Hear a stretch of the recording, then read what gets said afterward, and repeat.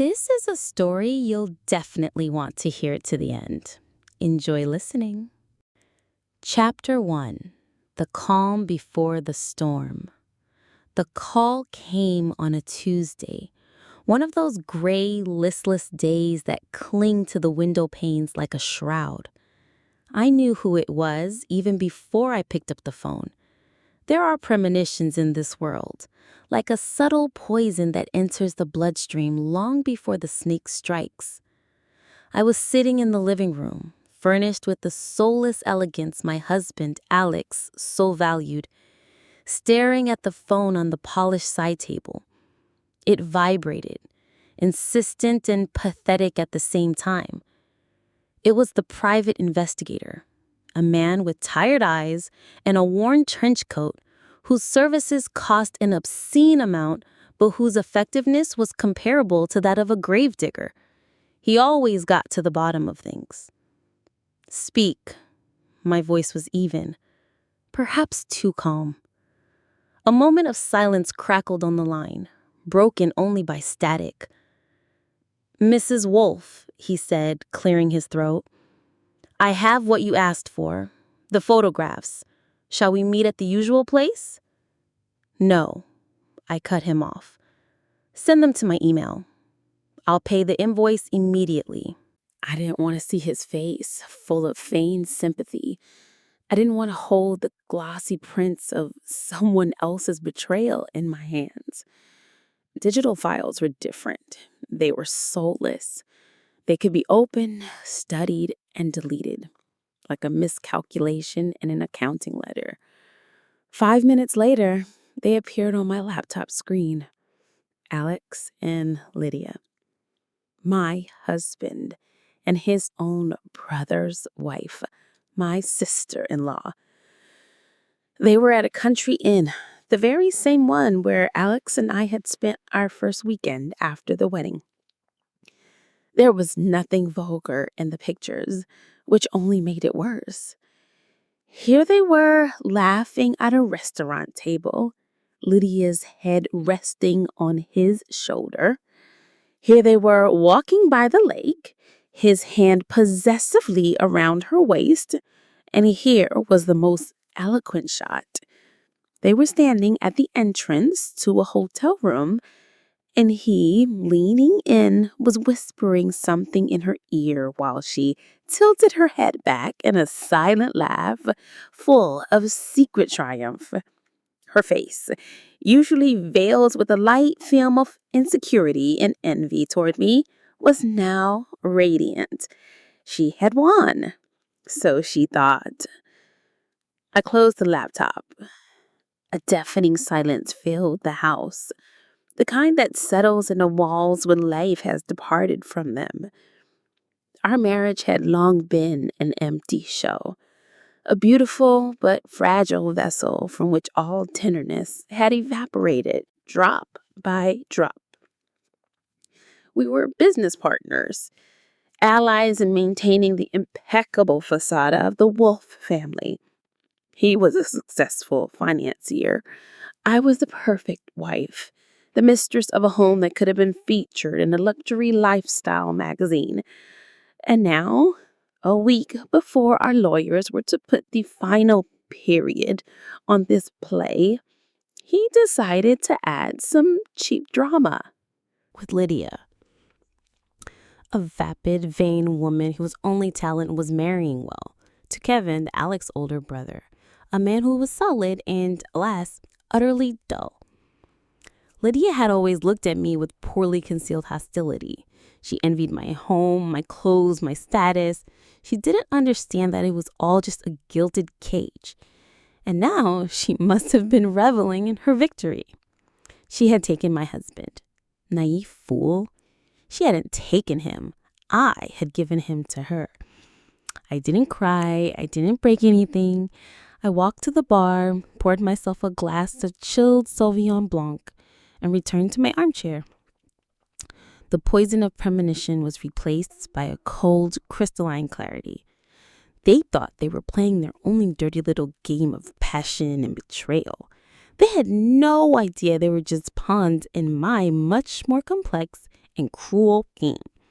A game I had started long before they first looked at each other with lust. A week later, I was sitting in a conference room in a law firm.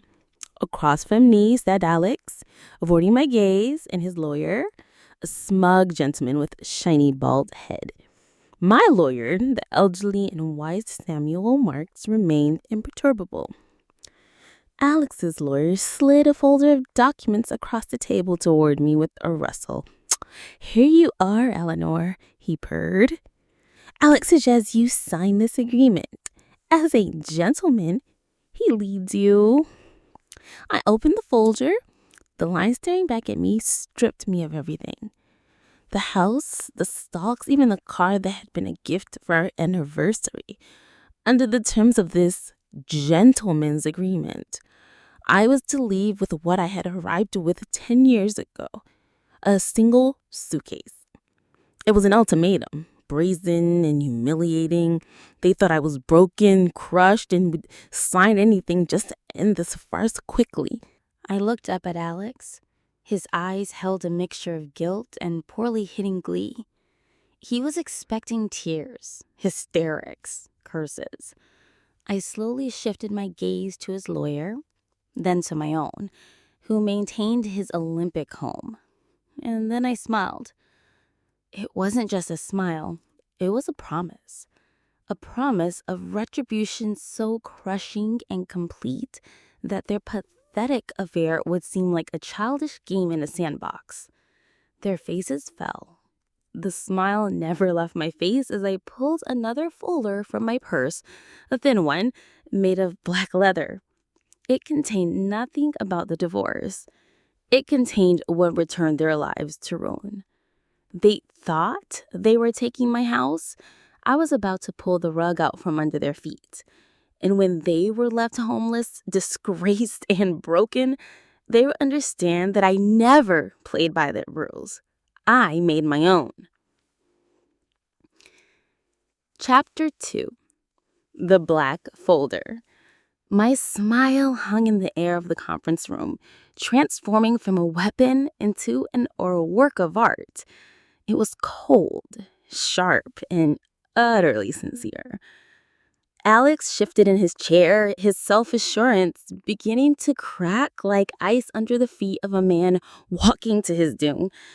His lawyer, the gentleman with the glistening bald head, cleared his throat, trying to regain control of the situation. "Eleanor," he said with a note of irritation, "we understand this is unpleasant, but this is the reality. My client was the primary breadwinner in the family, and the court, I interrupted without raising my voice. My tone was like the whisper of silk sliding over the edge of a knife. "Do you really want to take this to court? I don't want to advise it."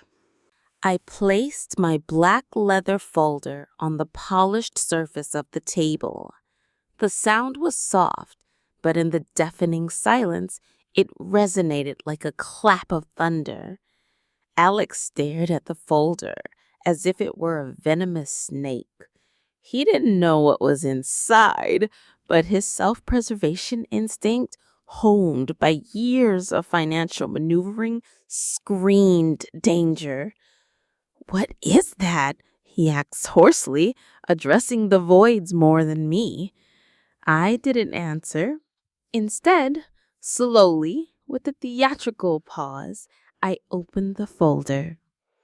Inside lay a single document, not a stack of compromising photographs, not financial reports of his secret accounts. That would have been too simple, too predictable. What I had brought was far more terrifying. It was a time bomb planted many years ago, and I was about to press the detonator. I slid the document across the table to his lawyer. He took it with squeamish caution, put on his glasses, and began to read. I watched his face. At first, it showed confusion, then disbelief. That was replaced by understanding, and in its wake came pure, unadulterated horror. He looked up at me, his eyes now devoid of smugness or superiority, only fear. He looked at his client, Alex, and his gaze read, "We've lost. We're destroyed." Alex, unable to bear it, snatched the paper from his defender's hands. He devoured it with his eyes, his lips silently forming the words. It was a medical certificate, an official form with the seal and signature of a respected professor of andrology. In dry, merciless language, it stated a fact. The fact of complete, irreversible, 100% male infertility. The diagnosis had been made 10 years ago, and the patient's name at the top was not Alexander Wolf. It read Kevin Wolf. Alex looked up at me. All the blood drained from his face, leaving behind a grayish, deathly pallor. He understood. He understood everything, not just why I was smiling. He understood that his affair with Lydia, his brother's wife, was not just adultery. He understood that little Arthur, Kevin and Lydia's 8-year-old son, their heir, the pride of the Wolf family, could not be Kevin's son. Where, he whispered, his voice breaking, "Where did you get this?" "That doesn't matter," I replied in the same icy tone. "What matters is this. Right now, I call Kevin, and I tell him that his beloved wife has been lying to him for years, that the child he adores is actually the product of her infidelity, and that the father of this child is most likely his own brother. What do you think your father, the head of the Wolf clan, will do then, Alex? What will he do to you and your paramour when he finds out that you are not just adulterers, but people who have built his eldest son's entire life on a monstrous lie?" I took out my phone. Alex stared at it as if it were a loaded gun pressed to his temple. His world, built on money, status, and family connections, was crumbling before his eyes. He was no longer a brilliant financier. He was a traitor, a destroyer of his family. And in a moment, everyone would know. "Don't," he breathed. It wasn't a request. It was a plea. "Don't do this. What do you want?" I smiled again, but this time my smile was predatory. I looked at his lawyer, who sat hunched in his chair, looking half the size he had 30 minutes ago. "I want what I am owed," I said, nodding at the initial draft of the agreement that stripped me of everything. "I want everything listed here. The house, the stocks, the car, every last penny. You will rewrite the agreement right now, and you, Alex, will give me everything. In return, this folder disappears, and I remain silent. But remember, a copy of it is in a safe place, and if anything happens to me or my lawyer, it will immediately land on your father's and brother's desks." It was the end of the game. Checkmate. And they both knew it. Chapter 3. Confession of the Secret Keeper.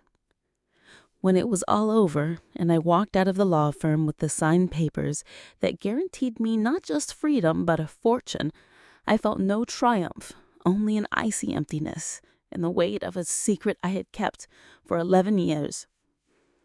I got in my car and drove not home, not to the house that was now rightfully mine, but out of the city to an abandoned quarry where the water was still and black as tar. I had learned Kevin's secret by chance, and that chance had defined the rest of my life. It was a year before my wedding to Alex, and 2 years before Kevin met Lydia. Kevin and I had always been friends. It was the complete opposite of his younger brother, quiet, thoughtful, a little melancholic. Alex was fire, bright, scorching, but not warming. Kevin was earth, reliable, solid, hiding treasures in his depths and visible to a superficial glance. I was in love with him. hopelessly, secretly, and deeply. But he saw me only as a friend, a confidant to one of the guys. It was Alex who proposed to me, deciding I was the perfect fit side for his ambitions. And I accepted, out of desperation, out of foolishness, out of the desire to be at least near the family that included Kevin. That evening he called me, broken and lost. He had just come from the doctor who had delivered his sentence, infertility. He couldn't tell his parents or his brother. His domineering father would never forgive such a flaw.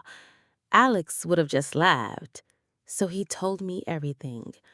We sat in his car by the river and he cried, a grown, strong man, while I stroked his shoulder and felt something inside me break.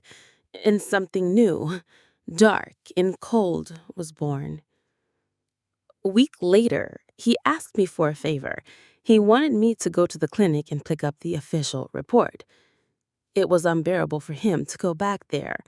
I agreed, and when I held that piece of paper in my hands, I knew it was my only real treasure, my power, my insurance policy for the future. I made a copy and hid it. I gave the original to Kevin, and he burned it in front of me. He thought he had destroyed the only evidence of his secret. He trusted me, and I betrayed him. For all the following years, I lived with this knowledge.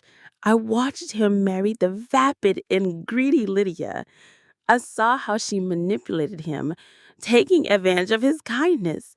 And then, a year after their wedding, she announced she was pregnant.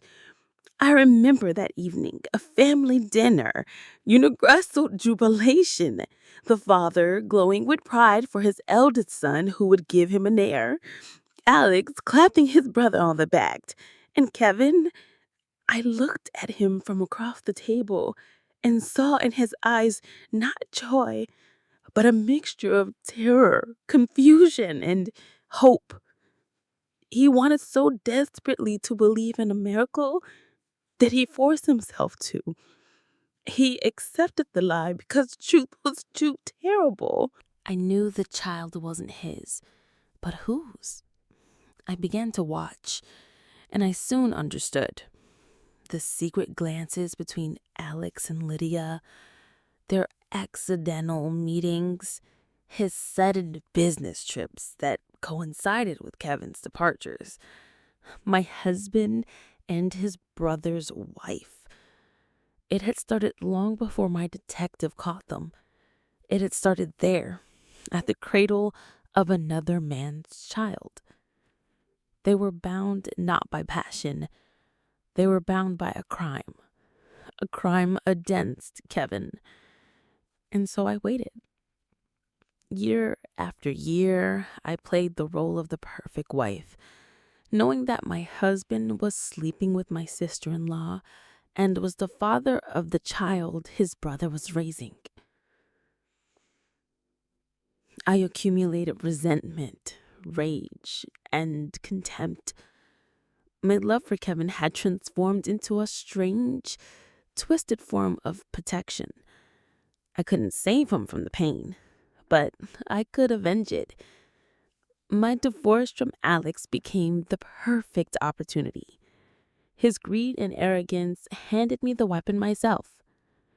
He wanted to humiliate me, to strip me of everything. He didn't understand that he and Lydia were just collateral damage. The main target of my strike had always been their lie.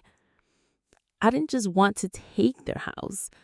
I wanted to burn to the ground the false world that they built on the ruins of the soul of the man I once loved.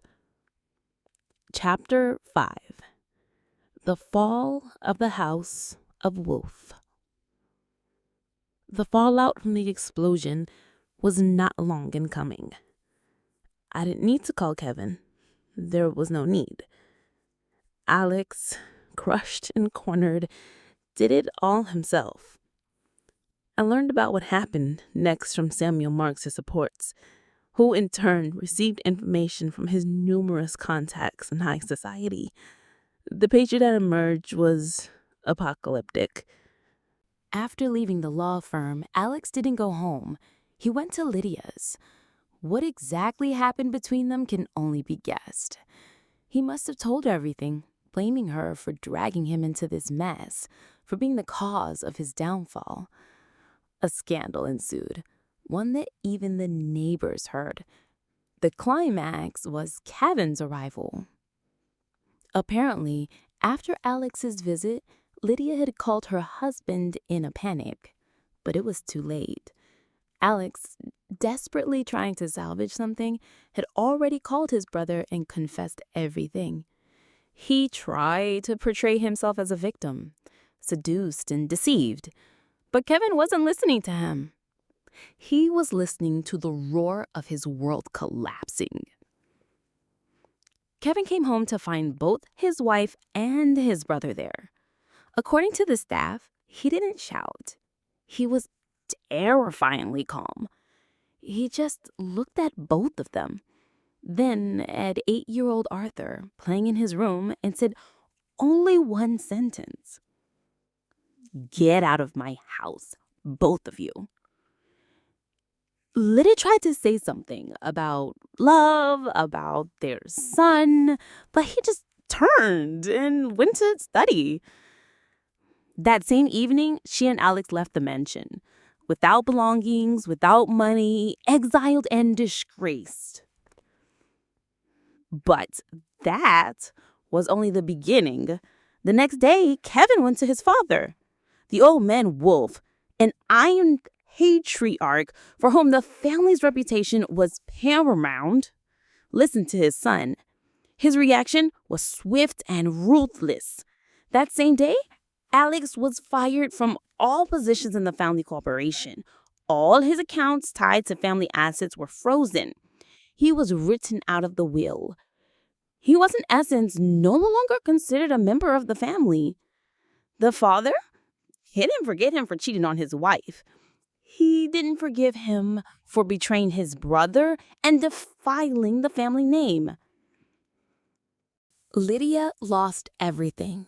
Her husband, her home, her status, her access to unlimited funds.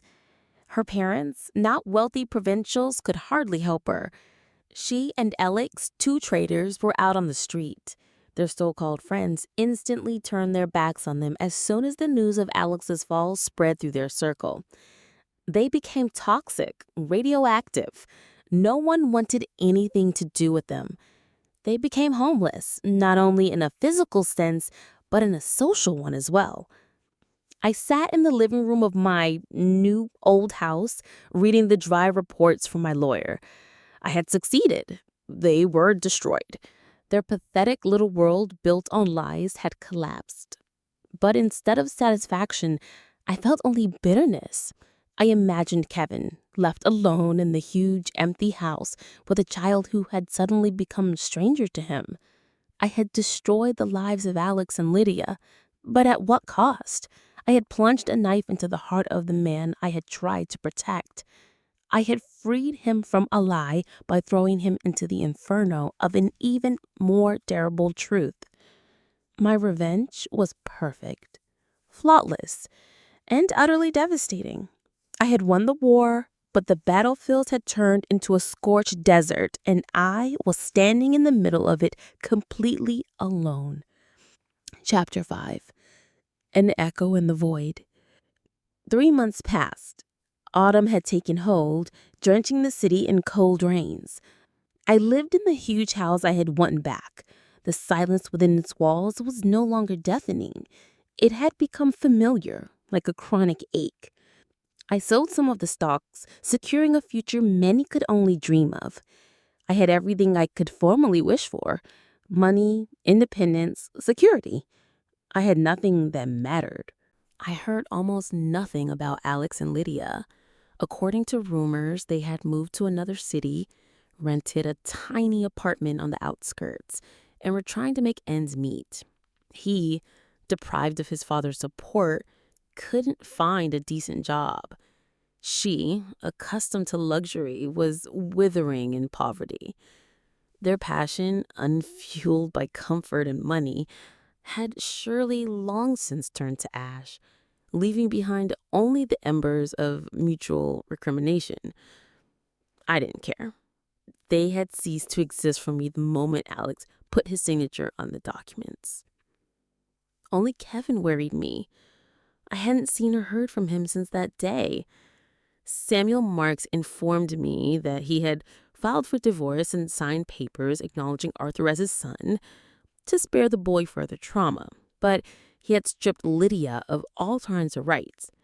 He stayed with the child, with another man's child, who was a living reminder of the greatest betrayal of his life. I often thought of him. I imagined him walking through the rooms of his empty house, trying to find the strength to smell at the boy, falling asleep and waking up with the same pain. And my victory felt Pyrrhic. I had freed him, but at what cost? I was his secret executioner, the dispenser of justice he had never asked for. One evening, while sorting through old boxes, I came across a photograph taken long before all these events. Kevin and I in a picnic by a lake. I was 19, he was 22. We were laughing, and I was looking at him with such open, untainted affection that it hurt to breathe. This was before Alex, before Lydia, before the lies and secrets. It was in another life, a life where I didn't let know what I was capable of for the sake of my unrequited love. In that moment, I understood the most terrible truth. My revenge was not directed at Alex for his infidelity. It was directed at the whole world for not letting me be with Kevin. I couldn't become his happiness, so I became his fate. I destroyed his life to reassemble it anew, cleansed of lies. A selfish, monstrous act disguised as justice. The doorbell rang. I flinched. I wasn't expecting anyone. Looking at the security monitor, I saw a courier. He handed me a small box with no return address. Inside, on a cushion of black velvet, lay a single key, old, slightly rusted. Attached to it was a note, written in a familiar, steady hand. It contained only 2 words. Thank you. I knew that key. It was the key to his old boathouse on the same lake where we were in the photograph. The place he escaped to from everyone. The place only the 2 of us knew about. And I understood that this was not the end. It was not forgiveness or an invitation. It was an acknowledgement. He understood. He understood everything. Not just what I had done, but why. And he was thanking me not for revealing the truth to him, but for taking upon himself the sin that he could not have borne. I stood in the middle of my huge, rich, empty house, clutching that rusty key in my hand. And for the first time in many years, I cried. I was free, I was rich, and I was doomed to eternal loneliness, holding on to the last secret. The secret that my greatest revenge was merely the most desperate form of love. If you enjoyed this story, subscribe to the channel and you will hear even the more captivating stories.